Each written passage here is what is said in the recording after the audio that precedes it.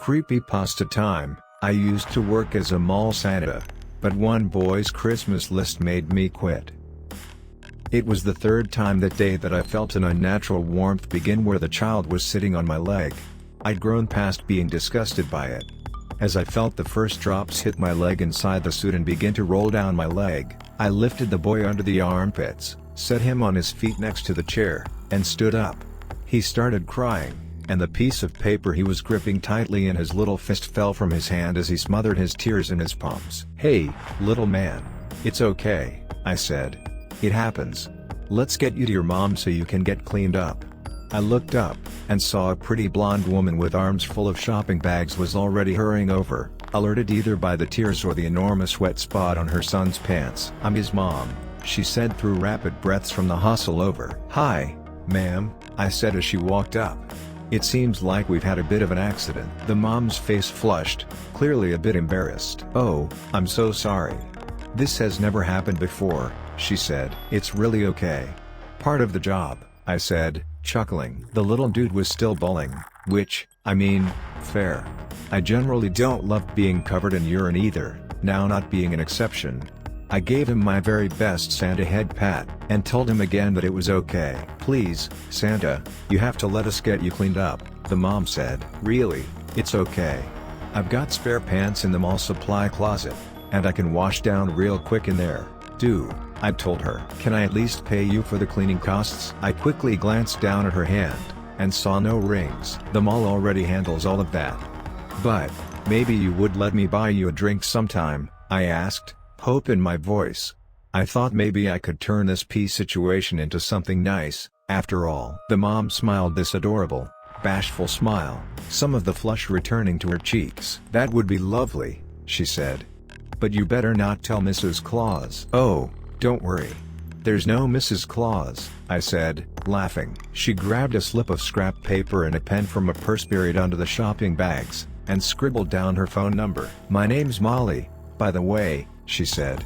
"Give me a call when you're finished here, Santa." She grinned, and walked off. I was thrilled. I ended up getting washed up and changed, and back out to work in just about 15 minutes. The rest of the day was pretty low-key. No more urine incidents. At the end of the day, I started helping tear down some of the parts of the North Pole scene that I sit in, when I noticed a crumpled piece of paper. Remembering that Molly's boy had dropped his list when he came up, I absent-mindedly shoved it into my pocket to give to her when we met up again. After finishing packing up and getting changed, I jumped in my car and raced home. I wanted to at least take a shower and get myself cleaned up, to prove to her that I wasn't just some loser in a urine-soaked Santa costume. Getting up to my apartment, I pulled out the paper in my pocket and dropped it on my kitchen island.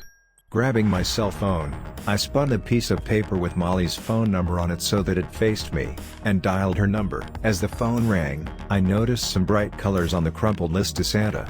The little guy must have drawn a picture for the jolly, red-suited fellow.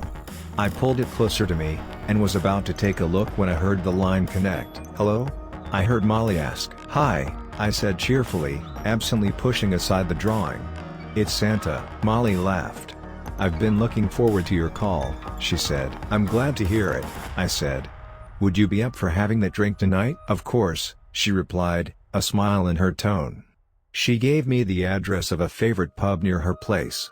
I promised to grab a quick shower and then text her when I was on my way. "Oh, and Santa," she said right before I hung up. "Why don't you bring that Santa suit for later? You never know, I just might end up on your naughty list." She giggled, then hung up. "So you can be sure I packed the Santa outfit." I took a quick shower, with multiple dousings of soap to prize the faint scent of pee from me. I figured that might be a turn-off for Molly. I mean, she's Santa suit kinky, but I'm not sold she's also golden shower kinky. Getting out and getting dressed in a hurry, I snagged my cell phone and Molly's son's list from the counter as I headed out the door. On the elevator ride down to the parking area, I shot Molly a quick text telling her I was on my way. Fidgeting with the paper in my hands, I remembered that I had wanted to look at the picture to Santa. Opening it up, I saw a nightmare etched in crayon across the page. Within the childish scratchings, I could make out a red-suited man with a thick white beard and a Santa hat lying strapped to a bed. Kneeling above him, A woman with blonde hair and no clothes was holding a thin gray object in the air. Dark red crayon erupted from the red-suited man's neck. The boy had drawn his mother murdering a man dressed as Santa mid-sexcapade. The elevator reached the ground floor and I stood still in shock for so long that the doors opened and then reclosed. Assuming I had gotten out, I kept staring at the drawing, and I noticed, seemingly muted by the geyser of red, a shape under the bed. It looked like a small boy, huddled, hands over his ears, hiding under the fountaining viscera. I gasped, and took an involuntary step back, almost tripping over the bag full of Santa suit I had set on the floor next to me. The elevator started moving again, startling me. I yelped. When the doors opened, it was at my floor, and I rushed out, bumping into my neighbor, who said something pissy to my back as they headed into the elevator.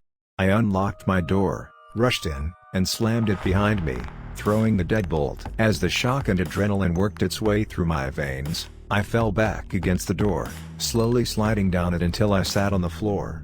Eventually, I broke down and cried, grasping the drawing, the warning the boy had given me, tightly in my hand, just like he had this morning. And that was when my phone started ringing. It was Molly. I barricaded the front door to the cheerful ringtone as it rang over and over and over,